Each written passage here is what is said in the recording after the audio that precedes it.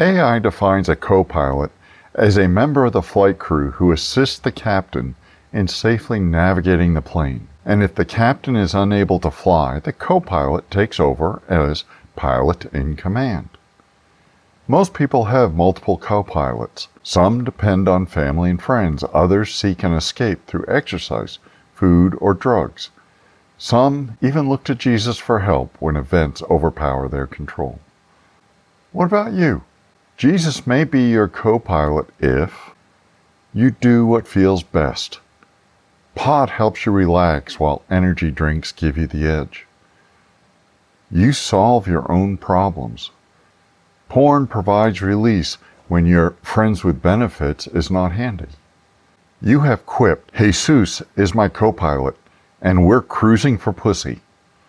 And finally, Jesus may be your co-pilot if only after all else fails, you ask Jesus for help. Does the Spirit just elbow you in the ribs? If so, then maybe, just maybe, being born of the Spirit of God is more than adding Jesus to your flight crew. Ponder Jesus' statement shortly before dying on the cross. Remain in me, and I will remain in you.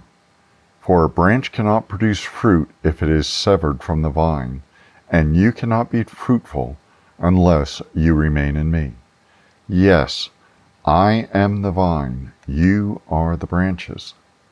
Those who remain in me, and I in them, will produce much fruit. For apart from me, you can do nothing. Anyone who does not remain in me is thrown away like a useless branch and withers. I have loved you even as the Father has loved me. Remain in my love. When you obey my commandments, you remain in my love, just as I obey my Father's commandments and remain in his love. I have told you these things so that you will be filled to my joy.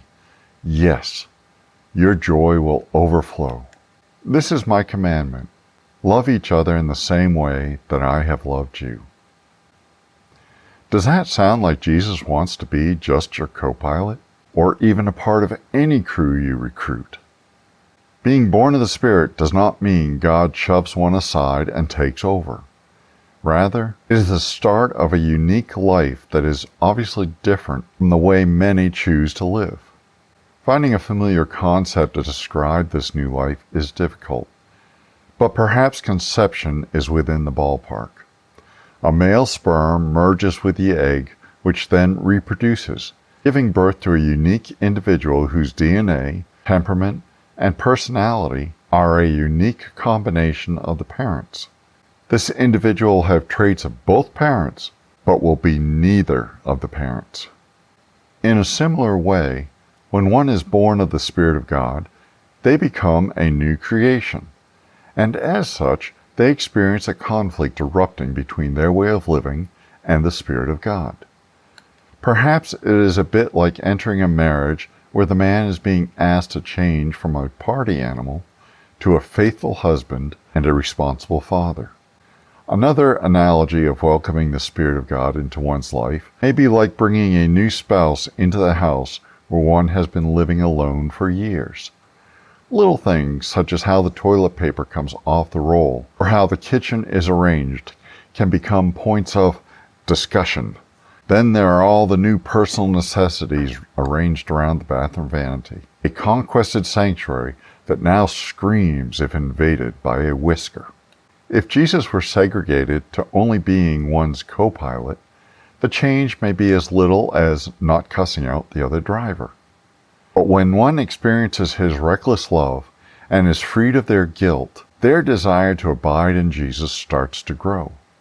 But abiding in him requires changing. Although some changes come easy, most are prolonged skirmishes of figuring out what would Jesus do. This daily battle is how one abides in him a bit more each day. A personal story from my younger days. My 1977 SUV had an air horn, which I used to show my irritation at slow drivers in front of me. Tailgating them, I could often be heard mumbling about that old man in a hat slowing me down. Then, during one such close encounter, The Spirit asked if I believed Father was sovereign, if He was in control of everything. Well, that was a stupid question. Of course Father is in control of everything. Then why, Stephen, are you honking your horn and grumbling about someone Father has put in front of you? Oh, I never thought of it that way. This has been my story in learning to practice His presence. The Spirit will bring to mind something I have heard about what Jesus would do, and He then applies it to something that I am thinking or doing that is not what Jesus would do. A few times I changed quickly, but most often I would change, then forget. The Spirit typically needs to remind me many times before this new habit of thinking or doing becomes me. And then there were the issues about which I would argue with Him. Sophomoric, Stephen, really stupid. It took years, but I finally realized that I could never win the argument. Probably because He is God and I am not. So now, when He clears His throat to get my attention about something I'm thinking or doing that is not what Jesus would do, I'll change course until I forget again and He reminds me again. I am so thankful that Father knows my weak humanity and is patient with me. Well, that's my story, and I'm sticking to it. To wrap this up, Jesus will not be relegated to a member of one's crew who can be the hero when a crisis hits. He is the vine, and we are the branches. Branches who need to choose to abide in Him. That abiding is a process that one must choose to engage in each day. Jesus also said that if any of you wants to be my follower, you must give up your own way, take up your cross daily, and follow me. Will you choose to give up your own way, take up your cross daily, and abide in Him? If so, ask Father to show you one habit in your life that He wants to enable you to change.